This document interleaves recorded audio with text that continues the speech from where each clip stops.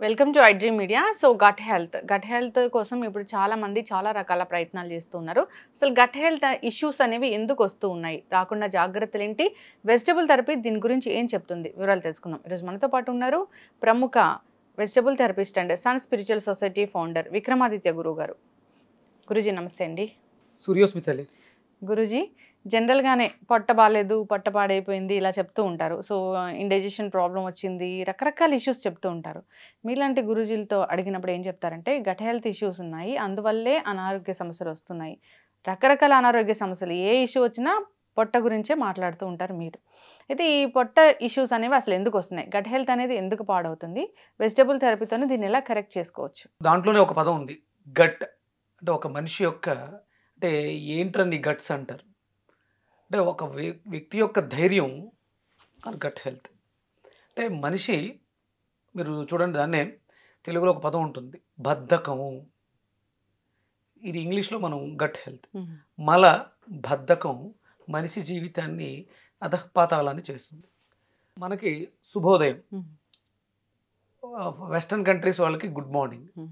అంటే ఎప్పుడైతే సేఫ్గా సఫిషియెంట్గా మార్నింగ్ జరిగిందో వాళ్ళ జీవితంలో గుడ్ ఉంటుంది, లేకపోతే బ్యాడ్ ఉంటుంది. అందుకు వచ్చింది గుడ్ మార్నింగ్. గుడ్ మార్నింగ్ అంతే, వాళ్ళకి అది జరిగితే ఆ రోజు గుడ్ మార్నింగ్, లేకపోతే బ్యాడ్ మార్నింగే. కానీ మనది శుభోదయం, శుభ ఉదయం. అంటే మిగతా వాటితో సంబంధం లేదు, భారతీయులకి అది చాలా సునాయాసం. మనకంటే సూర్యోదయానికి పూర్వమే ఇవన్నీ క్లియర్ అయిపోతాయి. మన భారతదేశ సంస్కృతి సంప్రదాయాల్లో ఇవన్నీ కూడా ఉన్నాయి. మనకి బ్రాహ్మీ ముహూర్తం అని స్టార్ట్ అవుతుంది, 3 గంటల నుంచి 4:30 వరకు బ్రాహ్మీ ముహూర్తం. అక్కడ రెస్పిరేటరీ యాక్టివ్ అయ్యి ఆ ఎయిర్ ప్రెజర్ లార్జ్ ఇంటెస్టైన్స్ని ప్రెస్ చేయడం ద్వారా మల విసర్జన జరుగుతుంది. చాలా సులువుగా సునాయాసంగా. అంటే ఎవరైతే 4:30-5 ఆ బ్రాహ్మీ ముహూర్తంకి లేచి ఉంటారో వాళ్ళకి పర్ఫెక్ట్ టైం 5:30 to 6:30, అది క్లియర్. తర్వాత సూర్యోదయం జరుగుతోంది మనకి. అదే శుభోదయం అంటే ఏదైతే శుభ సమయంలో వస్తుందో అది మనకు ఆరోగ్యాన్ని ఇస్తుంది. ఆరోగ్యమే భాస్కరాధీనం అన్నారు. అంటే ఇప్పుడు ఈ గట్ హెల్త్ పాడవడానికి మనం చాలా రకాల పదార్థాల గురించి వాటి గురించి మాట్లాడుతాం. అది తిన్నాం, ఇది తిన్నాం, ఇది తినడం పక్కన పెడితే ఆ ఎలిమినేషన్ టైంని పర్ఫెక్ట్గా వాడుకుంటున్నామా లేదా? ఓకే. అంటే ఈరోజు నిన్న ఏదో శ్రమ పడ్డారు, ఏదో చేసేసారు, అయిపోయింది. ఈరోజు ఉదయం కరెక్ట్గా మీరు ఆ వేకప్ టైం, ఆ బయటకు వచ్చే సమయానికి డోర్ తీసి పెడితే వెళ్ళిపోతుంది. లేదు ఇవాళ ఆపాం, 5:30కు తీయలేదు, 7:30కో 8:30కో తీయాల్సి వచ్చింది, తీసాం.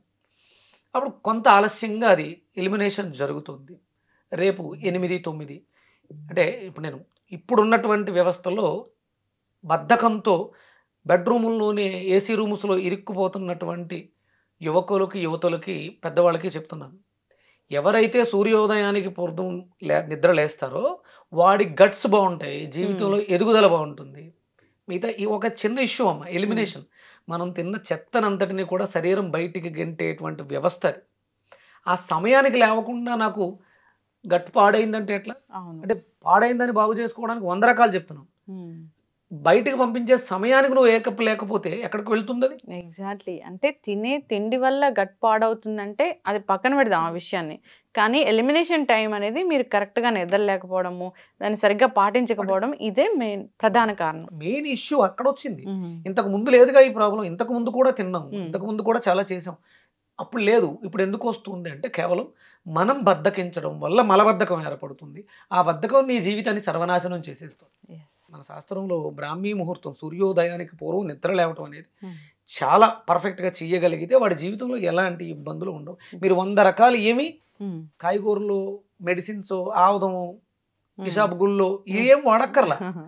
ఇవి ఎన్ని వాడినా నువ్వు ఆ టైం, మన శరీరంలో ఉండేటువంటి బయోమెట్రిక్ క్లాక్ని నువ్వు అనుసంధానం చేసుకోకపోతే, అనుసరించకపోతే నువ్వు ఎంత పెద్ద గొప్పవాడివైనా, నువ్వు విక్రమాదిత్య కావచ్చు, ఇంకోటి కావచ్చు, సమయానికి లేవాలి. అప్పుడు నీ జీవితం హ్యాపీగా ఉంటుంది. ఓకే. బ్రాహ్మీ ముహూర్తం అంటే 3 to 4 రెస్పిరేటరీ. బ్రాహ్మీ ముహూర్తంలో లేచిన వాడు ప్రాణాయామం చేస్తాడు.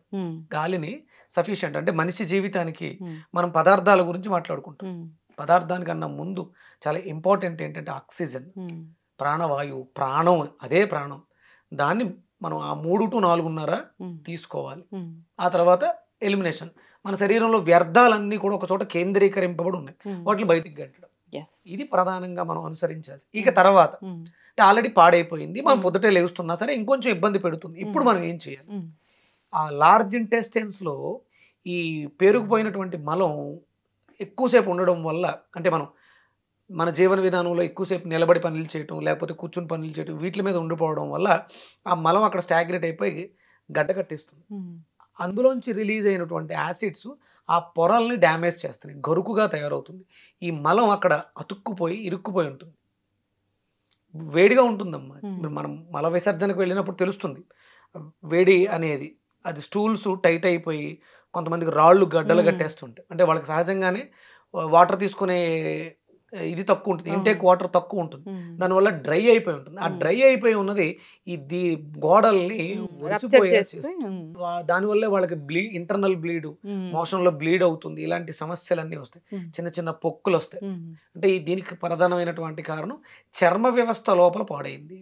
అంటే మనకు పైకి కనిపించే ఈ చర్మమే కాదు, ఇంటర్నల్ గా గుండె చుట్టూ ఒక కవాటంలా ఉండేట ఒక పొర, పేగుల చుట్టూ ఉండేటువంటి పొరలు, ఇవన్నీ కూడా చర్మ వ్యవస్థ, అతిపెద్ద వ్యవస్థ చర్మ వ్యవస్థ.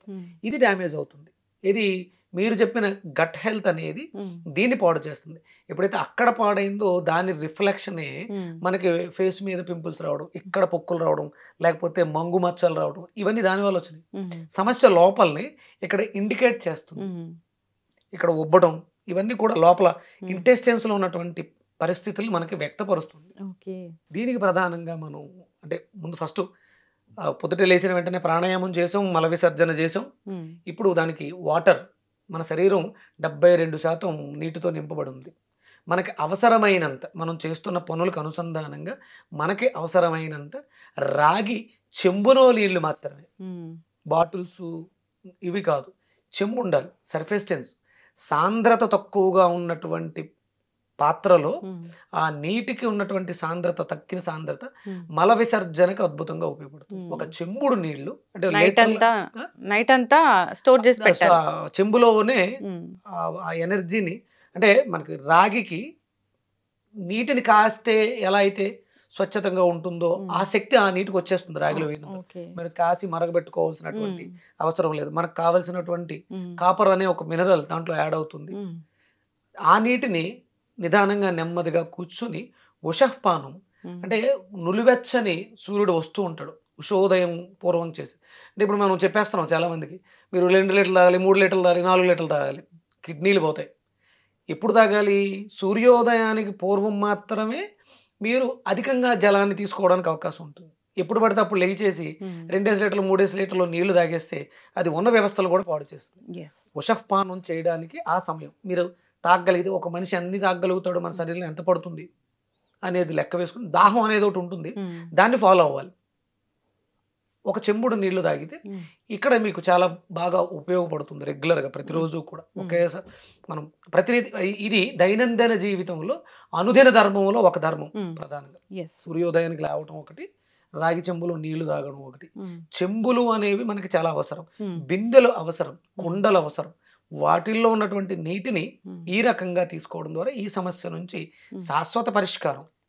ఏదో మనం రేపు మోషన్ అవ్వాలంటే ఈ రోజు నైట్ తెఫలా చూర్ణం తాగితే రేపు మోషన్, అలా కాకుండా ఇది మనం అనుదిన ధర్మాలుగా ప్రతినిత్యము చేయాల్సినటువంటి పని. ఖచ్చితంగా గురుజీ చాలా చక్కగా చెప్పారు. గట్ హెల్త్ ఇష్యూస్ వస్తున్నాయంటే దానికి కారణం కాన్స్టిపేషన్ ఉండడమే. సో కాన్స్టిపేషన్ ఎందుకు ఉంటుందంటే మన లైఫ్ స్టైల్ సరిగ్గా లేకపోవడం. సో సూర్యోదయానికి ముందే నిద్ర లేవడము అది ఎప్పటి నుంచో పెద్దలు చెప్తున్నమాట. దాని వెనక చాలా సైంటిఫిక్ రీజనే ఉంది. సో అందరు కూడా పాటించాలని కోరుకున్నాం. మీరు వెజిటబుల్ అడిగారు, చెప్పకపోతే మన సభ్యులు బాధపడతారు కదా. ఇక్కడ ఈ వ్యవస్థని మెరుగుపరుచుకోవడానికి అత్యద్భుతంగా ఉపయోగపడేది దొండకాయ. అంటే మనకి చర్మ వ్యవస్థని మెరుగుపరుస్తుంది, పిగ్మెంటేషన్కి, లోపల చెడిపోయినటువంటి లార్జ్ ఇంటెస్టైన్స్లో పెద్ద పేగుల్లో చెడిపోయినటువంటి ఆ వ్యవస్థను కూడా బాగు చేస్తుంది దొండకాయ. ఉదయము సాయంత్రం 2 పూట్ల 6 దొండకాయలు చిన్న అల్లం ముక్క యాడ్ చేసుకుని తినేయొచ్చు, లేదంటే జ్యూస్ చేసుకుని తాగొచ్చు. రెగ్యులర్గా చేస్తూ ఉంటే అంటే ఒక నెలకు ఒక వెజిటేబుల్ పెట్టుకోండి, ఒక సమస్య నుంచి పరిష్కారం లభిస్తుంది. జీవితాంతం ఏవో ట్యాబ్లెట్లు ఉంటాయి, ఈ మలబద్ధక సమస్యతో బాధపడే వాళ్ళు ఇంక జీవితాంతం వాటి మీద ఆధారపడాలి. అలా అవసరం లేదు. వ్యవస్థని మెరుగుపరిచేస్తే తన పని తాను సక్రమంగా చేసుకుంటూ వెళ్ళిపోతుంది. సపోర్ట్ పాడైపోయిన వ్యవస్థని బాగు చేయడానికి మాత్రమే మనం సహాయం చేస్తున్నాం. దేని మీద కూడా జీవితాంతం డిపెండ్ అయ్యాము అంటే మన వ్యవస్థ బాలేనట్లే. చక్కటి ఇన్ఫర్మేషన్ అండి. అందరూ కూడా తీసుకోవాలని కోరుకుందాం. అందరూ కూడా ఇలాంటి అనుదినంగా ధర్మాలు పాటించాలని కోరుకుందాం. చక్కటి ఇన్ఫర్మేషన్ గురువు గారు. ధన్యవాదాలు. సూర్యస్మిత.